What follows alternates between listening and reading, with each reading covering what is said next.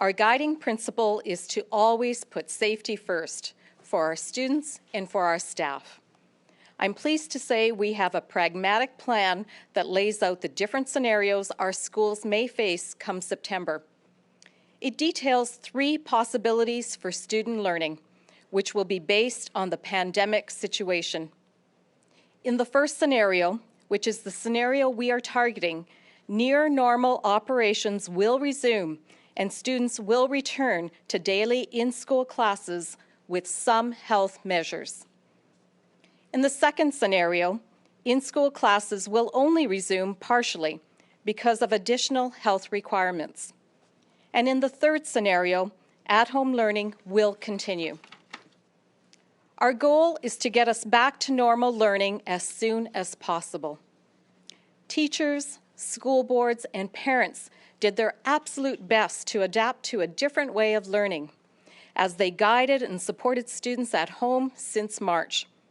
And our students did their best to adapt to that learning from home.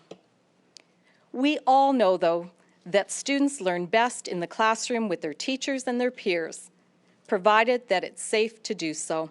Based on the information we have at hand right now, we expect that students will be at school in September. Our government will make the final decision on the scenario schools will follow at the beginning of the school year by August 1st.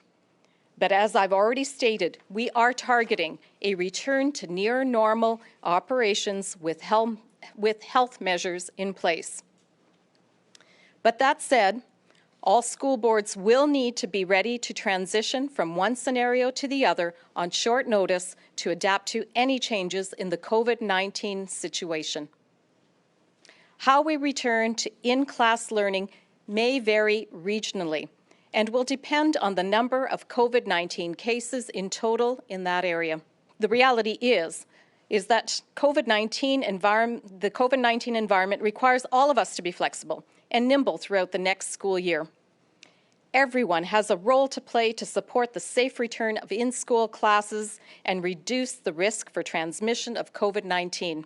As you just heard from Minister LaGrange, we are hopeful students can return to learning in school in September in a way that's close to normal operations. Important hygiene measures will be in place: cleaning and disinfecting, routine screening for illness, a stay-at-home policy for staff and students who are ill, and physical distancing wherever possible. Students may be grouped in cohorts, and rooms could be reorganized to create more space. Masks would not be required, though they could be used if a student is ill or in cases where physical distancing is not possible. As we move towards stage 2, I know that many Albertans are looking forward to more activities. I know there are students who want to take their diploma exams, and schools and school boards eager to make that happen. I know many are excited that we are now able to safely reopen recreation centers, libraries, and theaters, participate in arts and sports activities, and attend some cultural events. I also know that many other Albertans are feeling anxious about this reopening. It is important to remember that both responses are natural and valid. We are in a time of balance where we need to balance the needs of some Albertans for the reopening and the needs of others for safety, and we need to hold those together in tension. This virus is still with us, and I remind all Albertans we are the best protection for ourselves, our friends, and our neighbours. Indoor gatherings can now include as many as 50 people while staying 2 meters apart. For outdoor gatherings or seated audience events, indoors or outdoors, the maximum is now 100 with appropriate physical distancing. We have posted guidelines, but it is on all of us to apply them to whatever gathering we are organizing or attending. I do want to emphasize that we will continue to monitor the situation in Alberta closely. As Minister LaGrange noted, the government will make the final decision on which scenario to follow by August 1st.